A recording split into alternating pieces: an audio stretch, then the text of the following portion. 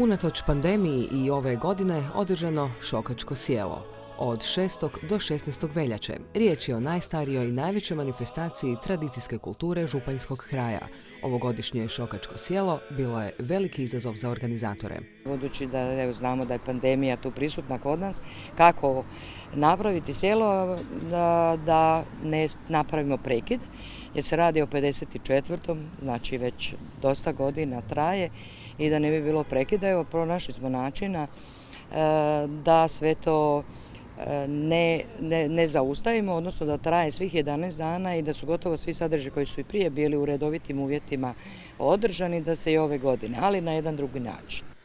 Županjci su tako uspjeli osigurati održavanje 54. Šokačkog sjela, koje je ove godine preseljeno online. Svečano otvorenje, večer folklora, glazbene radionice, emisije, predstave, izbor najljepše djevojke, šokački cvit i još mnogo toga pažljivo je planirano i snimano.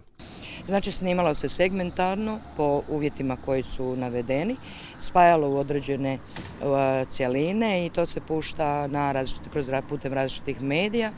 Tako evo i znači društvenih mreža svih do kojih smo mogli doći, TV kuća, glasila, novina, radio emisija. Posebno iščekivani i uvijek atraktivani za građane i za posjetitelje mimohod konjanika i zaprega nije izostao ni ove godine.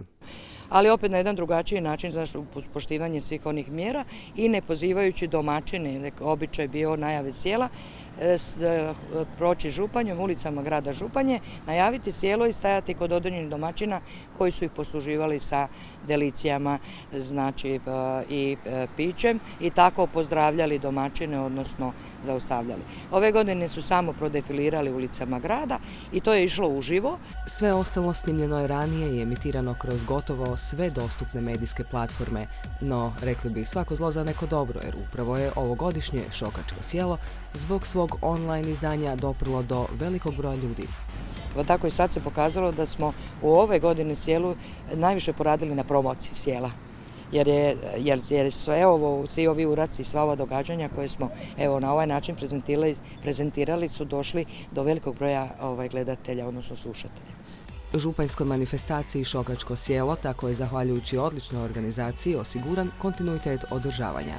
Dogodine nadamo se i sa ove godine, nažalost, izostalom seljačkom zabavom na zatvaranju Šokačkog sjela.